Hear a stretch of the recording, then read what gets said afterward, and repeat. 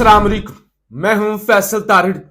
एक तरफ तो जी पाकिस्तानी सियासत के अंदर तूफान आया हुआ है, इस्तीफे पर इस्तीफा आ रहा है, तबाही मची हुई है, हलचल है, सुप्रीम कोर्ट से रजू कर लिया गया है और सुप्रीम कोर्ट से फौरी तौर पे जवाब भी आ चुका है। दूसरी तरफ सैलाब ने तबाही मचा दी है। यानी इस वक्त जो सूरत हाल है वो किसी भी पाकिस्तानी की उम्मीदों से भी ज्यादा खतरनाक है। अगर किसी को लगता है कि इंडिया ने पानी छोड़ा है और ये पानी स्मूथली समंदर बुर्द हो जाएगा और पाकिस्तान यानी इंडिया से पानी आया, गुजरता हुआ पाकिस्तान के मुख्तलिफ दरियाओं से समंदर के अंदर चला गया, बस इतना सही अगर किसी को लगता था या किसी को लग रहा था कि हमारी तैयारियां पूरी हैं, हमने जापान का दौरा किया, घूम घुमा के आ गए, सब कुछ हम मैनेज कर लेंगे, कोई फिक्र वाली बात ही नहीं ना। अगर दौरा पहले खत्म होना था, हमने 10 दिन लंबा कर लिया है, घूम घुमा के आ गए हैं, तो पीछे सब रावी चैन ही चैन लिख रहा है, तो ये गलत फहमी है। इस वक्त सूरत हाल ये है कि पाकिस्तान के दरियाओं की औकात से पानी ज्यादा है।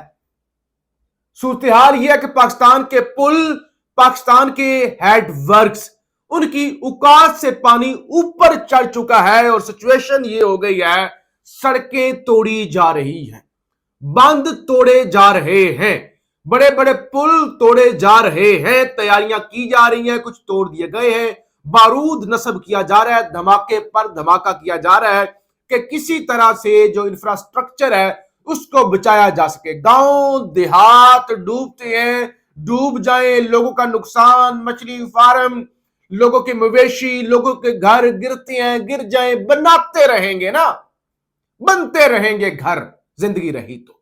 लेकिन कम से कम ये जो इंफ्रास्ट्रक्चर है, सरकारी हेडवर्क्स है, पुल है, उनको बचा लिया जाए।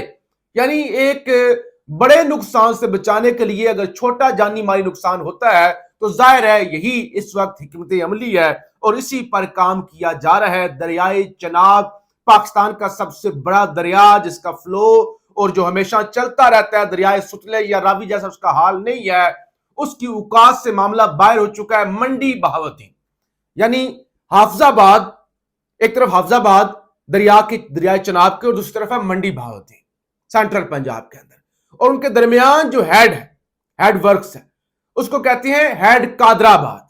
अब सूरत हाल ये है कि एक तरफ तो मंडी बहाउद्दीन वाली साइड का जो बंद है ना दरिया का, उसको धमाका खेज मवाद नस्ब करके तोड़ दिया गया है।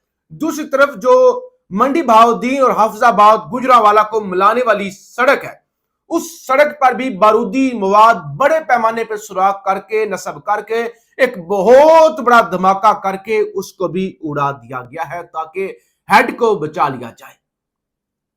ये सूरत हाल, यानी देखिए रैली आते हैं, बड़े बड़े रैली आए। अभी मैं डाटा पढ़ रहा था कि सन 2010 के अंदर बड़ा सैलाब आया था, 1973 के अंदर भी पाकिस्तान में एक बड़ा सैलाब आया था, लेकिन उस वक्त जो हेड पंजब है ना, जहां पे सारे दरिया जाके मिल जाते हैं, जो पानी का रेला था वो 10,85,000 क्यूसेक तक था उस वक्त। और इस दफा जो दरियाए, ये जो हेड है ना पंजब के मुकाम पर, हेड पंजब, उससे जो रैला गुजरेगा, यानी ये वो मुकाम है जहां पे सारे आपके सुतले जरावी चनाब इकट्ठे हो जाते हैं, वो इस दफा जो वहां से गुजरेगा वो 13 लाख क्यूसेक से ऊपर होगा। अब आप अंदाजा करें कि क्या तबाही होगी। देखिए रावी जो सूखा रहता है, जिसको भर लिया गया, जिस पर कब्जा हो चुका है, जो अब नाला बन चुका है, उसकी औकात से पानी बाहर हो चुका है। लाहौर, आपके सारे लाहौर के मुल्का जो इलाके हैं वो डूब चुके हैं, लोगों को इवैक्यूएट करने का कह दिया गया, फौज आ चुकी है, हाफजाबाद के अंदर फौज तलब कर ली गई है, सुतलज आपका कसूर डूब चुका है, आपका सियालकोट दरियाए चनाब के औकात से पानी बाहर हो चुका है। अब आप खुद सोचें कि ये जो तमाम दरिया जो बिखरे हुए हैं, जो किसी अजदहा की तरह, काले नाग की तरह ऐसे ऊपर ही ऊपर उठ रहे हैं, जब ये सारे दरिया किसी एक मुकाम पर जाकर मिल जाएंगे और सारा पानी सिंध की अंदर तरफ जाएगा, तो फिर इस वक्त सूरत हाल क्या होगी। नुकसान अरबों डॉलर्स का, रुपए करी अरबों डॉलर्स का, लोगों की जिंदगियां, माल मवेशी, फसलें, हर चीज तबाह, घर तबाह होंगे। اور پانی اس کے بعد تباہی مچا کے سمندر میں چلا جائے گا. ہمیں کیا ملا؟ کچھ بھی نہیں, تباہی.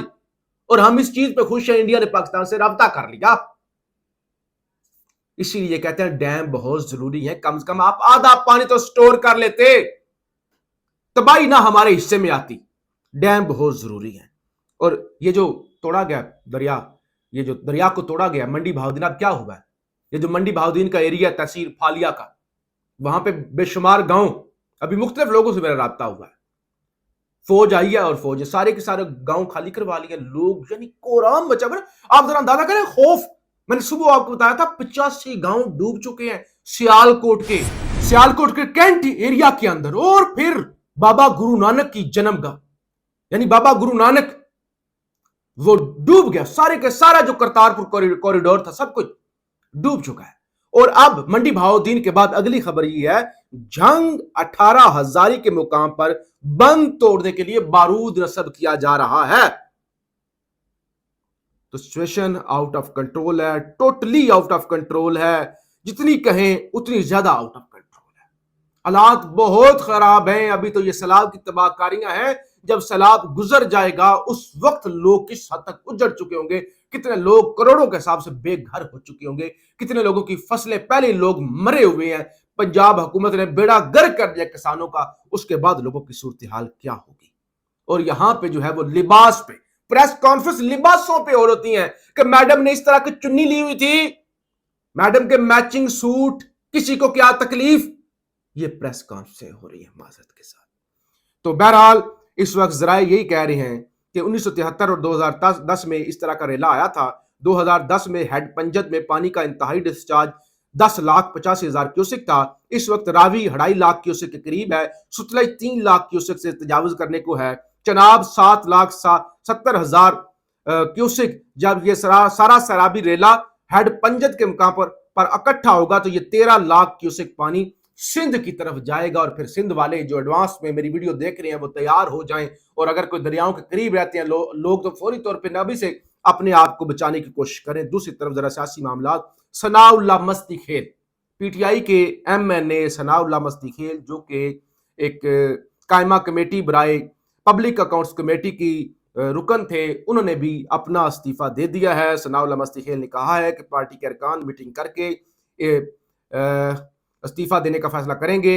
اور رات 3 بجے تک سیاسی کمیٹی کی میٹنگ چلتی رہی ہے اور فیصلہ ہوا ہے کہ ہم صبح پارلیمانی کمیٹی کا بھی اجلاس کریں گے اور اس کے بعد خان کے حکم پر لبیک کہیں گے اور استعفے دے دیں گے. تو ثناء اللہ مستی کھیل کا استعفیٰ جو ہے وہ اس وقت آ چکا ہے. اور اس کے بعد خبر یہ ہے ایم این اے اقبال افریدی نے قائد عمران خان کے حکم پر قومی اسمبلی کے 3 قائمہ کمیٹیوں سے استعفیٰ دے دیا ہے. قائمہ کمیٹی سے استعفیٰ تو چھوٹی چیز ہے, اگر میرے قائد عمران خان نے قومی اسمبلی کی سیٹ سے استعفیٰ مانگا تو استعفیٰ دینے میں 1 منٹ نہیں لوں گا.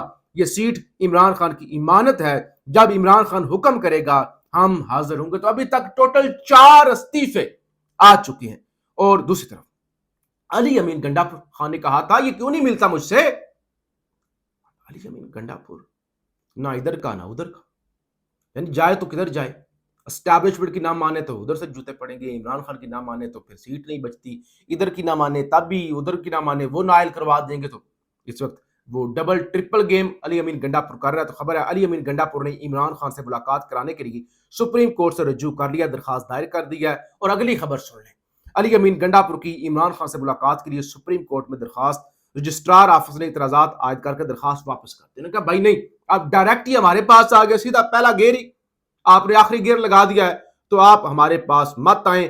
سپریم کورٹ کو انصاف دینے کے لیے تھوڑی بیٹھی ہوئی ہے, کسی اور کا دروازہ کھٹکھٹائیں. اور سپریم کورٹ نے بھی انکار کر دیا. اور شاید علی امین گنڈاپور بھی یہی چاہ رہے ہوں کہ چلیں ایک بہانہ مل جائے کہ میں نے رجوع کیا تھا اور مجھے اجازت نہیں ملی. بہرحال سیلاب کے حوالے سے بڑی خطرناک صورتحال ہے. ہم اس چینل کے ذریعے آپ کو جو ایکوریٹ انفارمیشن ہے, معلومات بغیر کسی لگی لپٹی کے, بغیر کسی سنسنی کے آپ کے سامنے رکھتے رہیں گے. پاکستان زندہ باد.